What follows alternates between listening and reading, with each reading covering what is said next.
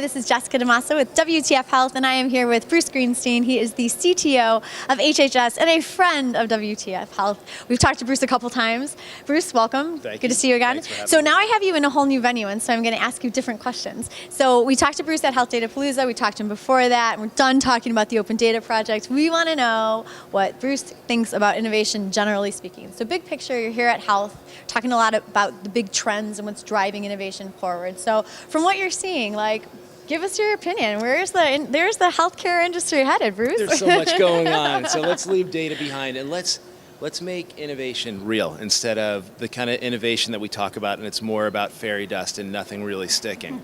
So I think about this, especially at a conference like this. CEOs from very large companies, not all, by the way, healthcare companies. Right. I've seen people from CVS, which is traditional healthcare, and now they're moving into the payer space. Saw guys from Apple, Facebook, Amazon. So they're kind of new into our world. Let's put it into three different sections on innovation. One is kind of the government thinking about how to create a very fertile ground for innovative companies and innovative thinkers and entrepreneurs and startups. So I'll have to refer to the data again. No, so we put data out there. Blue Button 2.0, so now we're putting data into the hands of individuals so they can action on it. And we need companies to take those APIs, take those feeds, and make it actionable for individuals. We're putting out more, deregulation. We're making it easier for the marketplace for digital health companies to move through the pipeline quicker or not need any FDA approval. And you'll see a continued march forward in the regulatory schema, data blocking, for example, putting penalties around that so data flows out of health systems to other companies and individuals to make better decisions. So all that is innovation. We don't do it. We rely on the great companies and thinkers to do that.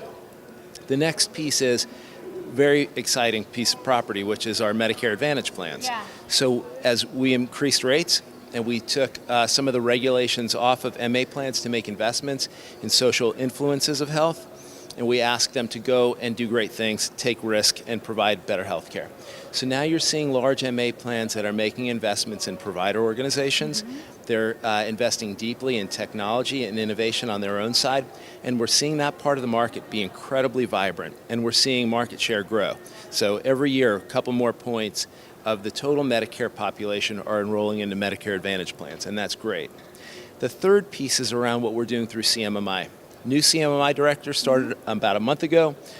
Take all the great work that Patrick Conway did and then continue forward with Adam Bowler. Think about that in three different ways.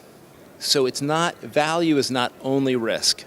So think about quality, think about accessibility, and then think about consumer empowerment, where maybe you think about transparency and choice being the elements of that piece. And how does that happen? When we work with great partners, mainly provider systems, and sometimes it'll be health plans, sometimes it'll be companies that are really making that actionable. And so to us, that's really the whole of what innovation looks like at this conference with real business leaders that are here. And to us, it comes down to really the accountability of it all. As we go through innovation, a lot of times it has been fairy dust and we try to seed the market and we get people to come in. Now's the time we need results, time to deliver. There's no A for effort. It's time to get serious. You're in this business of innovation mode, and I love it. So tell me, especially with these consumer companies, or these other players that are not traditionally healthcare companies, from your perspective, we got you out of Washington, we got you all the way to Vegas. So what do you think here? With the way that they're coming in, are they going to work with you guys and with the data that you have in the same way that other health systems are working, or are they going to shift the paradigm there as well? So the best part about when you say shift the paradigm, there's no shifting. Paradigms compete, and then one will be disposed and the other one will be dominant. So when you have a Facebook or Amazon in the sphere of healthcare, which they're not used to, and healthcare is not used to having so much the real consumer-centric way of thinking about it. Amazon so dedicated to the consumer. Facebook so dedicated to an extensible platform. That's changing, at least challenging, what the current paradigm is. And if you can walk around here, even though there's plenty of people that have grown big businesses and turned out high earnings per share, but who would be really happy or satisfied with today's current state of the healthcare system? So we need those, we overuse the word disruptor, but it's the pressure to change the way that we engage, say, not a consumer now, but a patient. But maybe that person stays for the longer run and they do behave more like a consumer. To me, I love seeing new entrants come into the market. At 18% of our nation's total economy, there's a lot of room for more entrants, and if it makes the current incumbents uncomfortable, that's great. I have a question though. So these guys, these tech companies are used to owning their own data, and now they got to play with data that's not owned by them. So what's your best advice for them?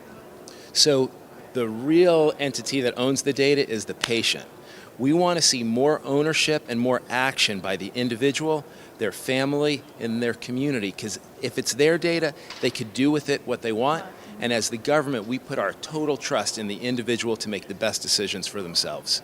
Bruce, it's always a pleasure talking to you. I'm glad we took a little tangent here. Thank you so much for going along with me. I appreciate it. Thank you. Jessica DaMassa with WTF Health here with Bruce Greenstein, the CTO of HHS. Thanks so much for joining us.